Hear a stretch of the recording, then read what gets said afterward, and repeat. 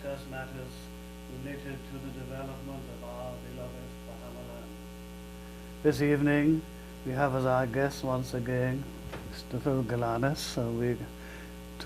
Tonight we're going to talk about patriotism and civics.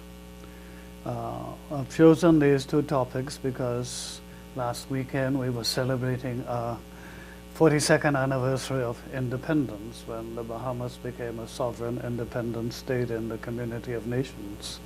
And my personal feeling over this past weekend is that I didn't feel that there was much patriotism in the air. That, of course, there was a big crowd out at the fort for the ceremonies, and a lot of people had some flags around, but in terms of the general feel, I just felt that it was just another holiday weekend.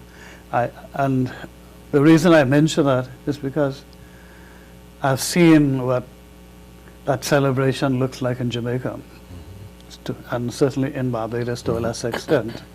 Both of those countries are there with the leading countries in the Eastern Caribbean in terms of patriotism.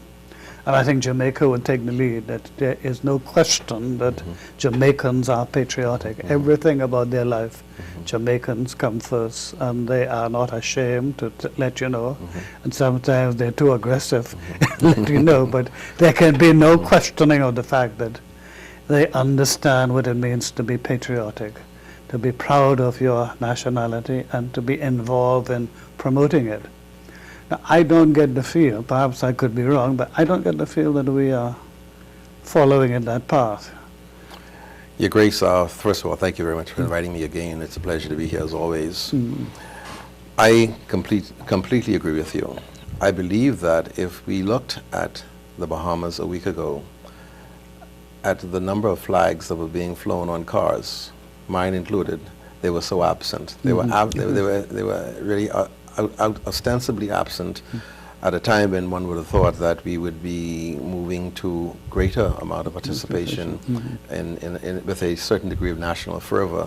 But the fervor has waned, and I remember very clearly, by contrast, just after the elections of 2002, when the PLP won the governor, and I'm not saying this is because the PLP won, but I'm saying by comparison, there was a tremendous groundswell of fervor toward nationalism and pride being taken in our national holiday, independence.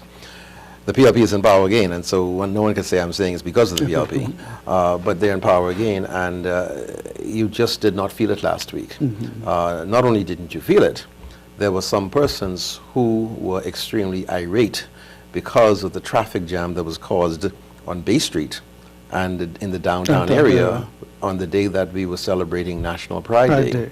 The day then we were supposed to be really celebrating the pride, being proud to be Bahamian. People were upset because they didn't realize, one, that it was taking place, or if they knew it was taking place, they were still downtown, and it took nearly an hour to move from point A to point B, a very short distance. And so I agree with you 100% that the degree and extent of national fervor is not there as it was before. And I think that's symptomatic of something. And I'm sure during the course of this conversation we'll address what those root causes are. Certainly from our perspective. My mind took me back also to the earlier days when the majority rule came about, and there was unquestionably this feeling of being proud to be Bahamian, and the whole Bahamianization policy resonated throughout the nation, except for perhaps a small segment. But most Bahamians rejoice in being Bahamians. And were happy to not just celebrate it, but to spread the word. Now, my question then is, what's happened in the intervening years that has created this weaning and this almost, in some instances, a dissolution of any kind of pride in being Bahamian? I believe you're right again. What happened, I think, during the years following majority rule, leading up to majority rule, firstly, and shortly after majority rule, Bahamians took a particular pride in the fact of knowing that the majority of the people can rule this country. For too long, they had been either the remnants or had experienced the remnants of slavery in various forms.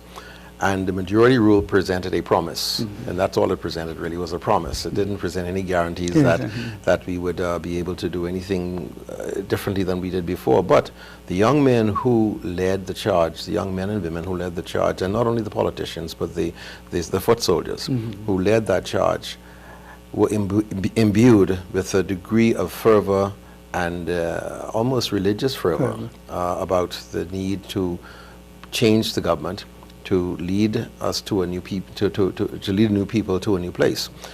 I think what happened shortly thereafter is that it wasn't only lip service that was being paid to this thing called Bahamianization. We got independence, and with independence came a whole list of things that we previously could not do. We had representations at the United Nations. We had ambassadors in foreign countries. We were able to make decisions for ourselves, and I think with that we developed again a certain degree of national pride in ourselves. And I think you're right that Bahamianization was perhaps the single most important thing to have affected the lives of Bahamians in so many ways.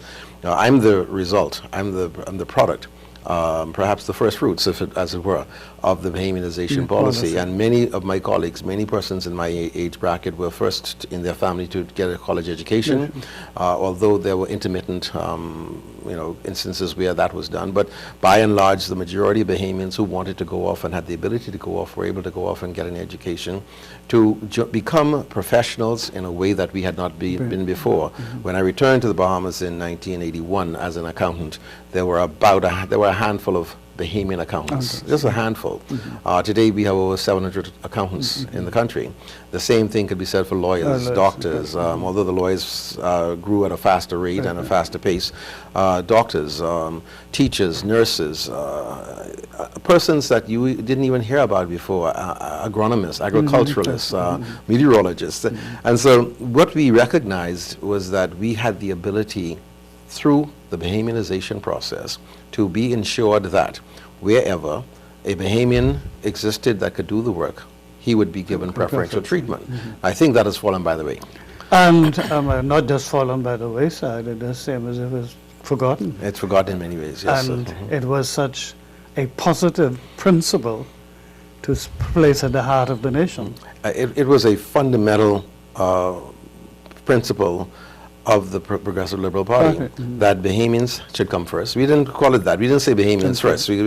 That's a new twist on it. But what we said was Bahamianization was critically important. Bahamianization was what was going to propel us forward. Bahamianization was going to ensure that where a Bahamian was able to do the work, he would do the work, he'd be allowed to do the work. And Bahamianization ensured that institutions, companies, and businesses would provide the government with a manpower projection survey that would say to the government, within a certain period of time, within 3 to 5 years, we will replace this expat with a Bahamian. Again, that has it seems as though we seem to forget that now. We seem to be placing tremendous emphasis on foreigners, on foreign investment, on persons who come from abroad, and particularly white foreigners who seem to be able to get anything in this country that they want from any government, PLP or FNM. And Bahamians are getting tired of that. Bahamians are really frustrated, they're fed up, they're disappointed. They're at the point where recently a young man said, we're going to revolution, We're going to revolution because the politicians no longer pay attention to the fact that Bahamians are not earning what they're supposed to earn in their own country. Well, you mentioned the word revolution. Last week, as I was leaving St. Agnes to go to my car, 2 young men were passing, and they were talking about revolution loudly. And I looked because they looked to me a bit 2021, and ill-clad, and obviously, but speaking very strongly. And I really was taken aback by it. But there is only so much that people will tolerate. And it does seem to me that this emphasis on foreign direct investment, as much as we need investment, it does seem to me that this policy has been overemphasized, and to such an extent that we have so many people who are experiencing want, who are experiencing deprivation. And there's a great gulf fixed between where they are and what the representatives of the foreign investors seem to enjoy.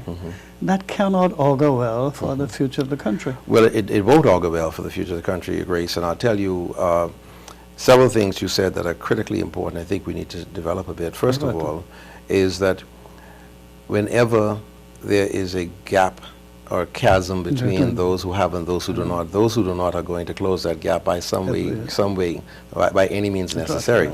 And that has happened in the French Revolution, the Russian Revolution, other revolutions where people who were outcast from society, cast out from the mainstream of society, said, you know, enough is enough. And I think what we are beginning to see, and I think sociologists would probably be able to better speak to this, is the kind of stresses we're feeling in our society today are the early birth pangs of a sense that if we can't get what we should be getting normally or legally, then we're going to take it. The crime that we see is, I think, somehow indicative or characteristic or representative of the kinds of problems that we are facing in our society across the board, because there are a lot of young men and women who see that a certain amount of persons are able to live in a certain way. They can live behind gated communities. They can have their very nice homes, they have very nice cars, they have steady jobs and so forth, and they are beginning to say, you know, if they can have it, we should have it too. And so they're beginning to take it. And so the whole sense of national pride is being undermined by the growing chasm that's being created between those who have and those who do not have. The other thing I want to say is that we see that there are a number of persons who are able to come into this country, foreign direct investors, and get hundreds, if not thousands, of real estate from the government, crown land from the government. That creates a real problem for them, because I know of two instances, two small instances that I've been working with where Bahamians have sought crown land for small amounts, minuscule pieces of land, and they have been put through the ropes by the government, by the Office of the Prime Minister, by the Crown Land and Survey, and they're getting frustrated. And people are saying, well, why is it that the foreigners are able to get so much and we're suffering? Something has got to give, and if it doesn't, we're going to see a continued decline in the amount of national pride that we experience. Bahamians will begin to feel that, what do I have to be proud of? Unlike the Jamaicans, unlike the Barbadians. Good. Well, at this point, we must take our first break, but we will come back to that.